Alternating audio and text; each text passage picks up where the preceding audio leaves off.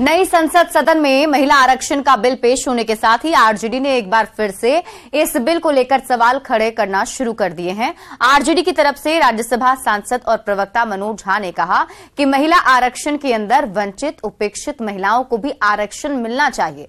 अगर इन्हें आरक्षण नहीं मिलता है तो सारी बातें बेमानी होगी। जब अगर आपका आइडिया है कि महिला सशक्तिकरण हो, उनका प्रतिनिधित्व बढ़े, तो वो प्रतिनिधित्व आसमानी चीजों से नहीं बढ़ेगा।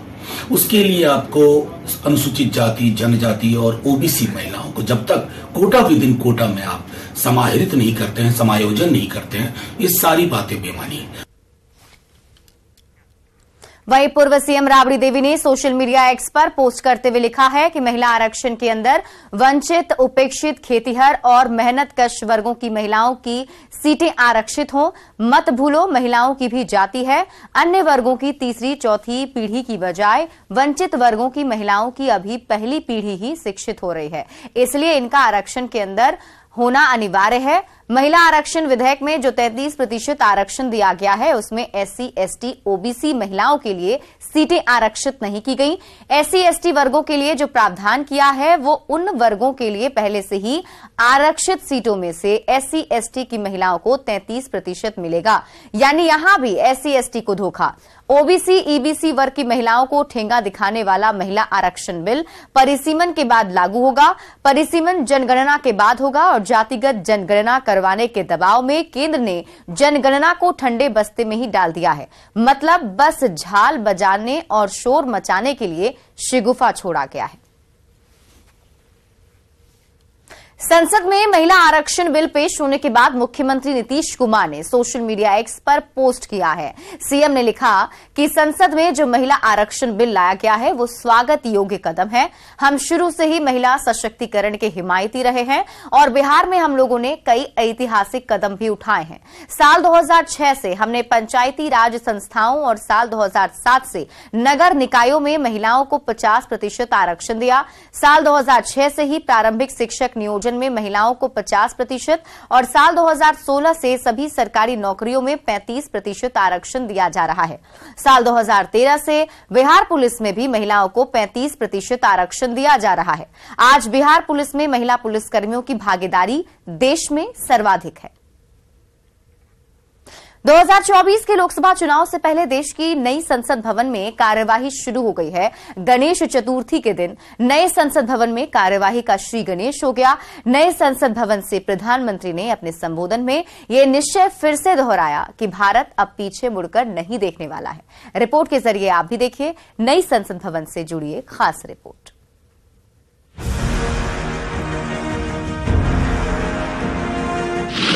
आर्टिकल 370 ये सदन हमेशा हमेशा गर्व के साथ कहेगा कि सदन के कारण one nation one tax, one nation one tax, GST का निर्णय भी इसी सदन ने किया। One rank one pension, OROP, ये भी इसी सदन ने देखा। गरीबों के लिए 10% आरक्षण कोई विवाद के बिना पहली बार देश में करने में सफल। प्रधानमंत्री नरेंद्र मोदी का यह संबोधन पुराने संसद भवन का आखिरी संबोधन था और इसी के साथ संसदीय इतिहास के लिए 19 सितंबर का दिन ऐतिहासिक बन गया।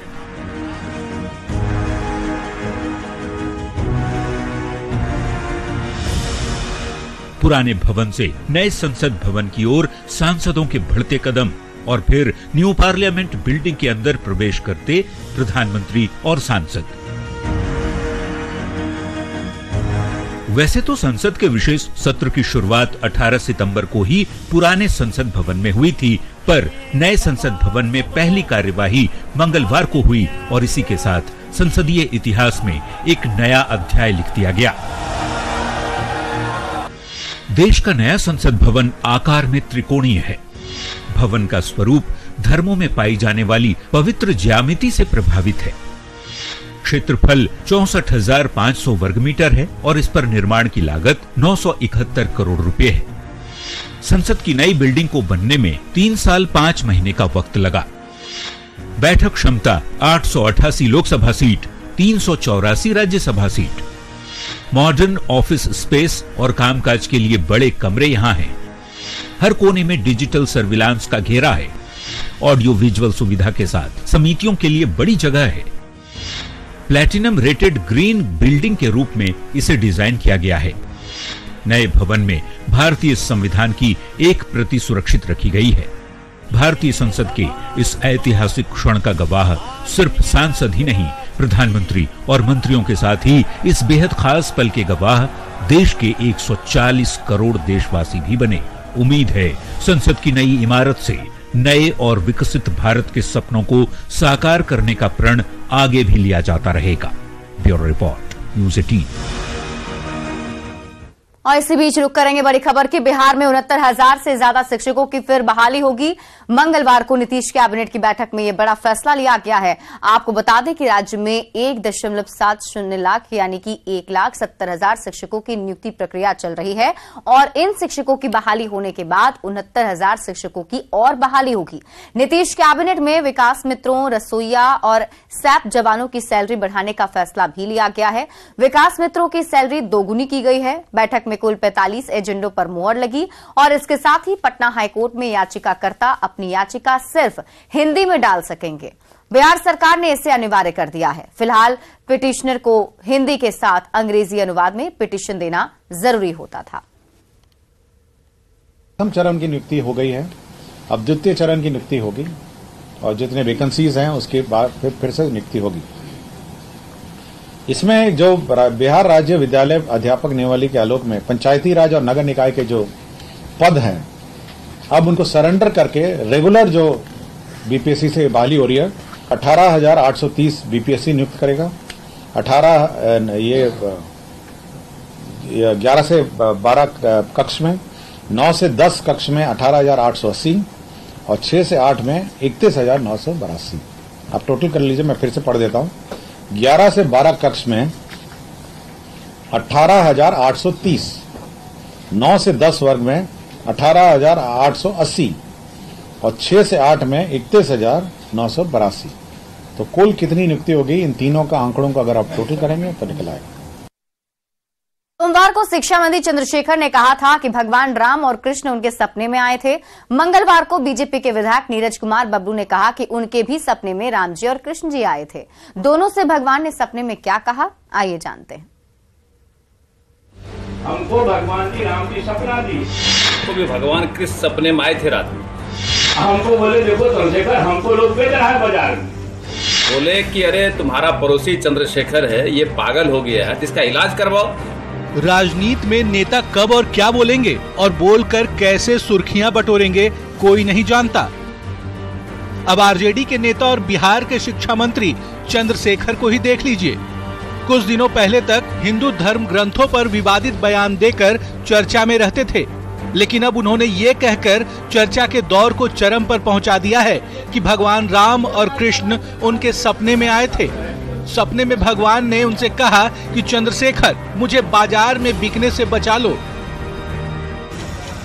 हमको भगवान जी राम जी सपना दिए, हमको बोले देखो बाजार में, तो बाजार से बिकने से हमको बचा लो।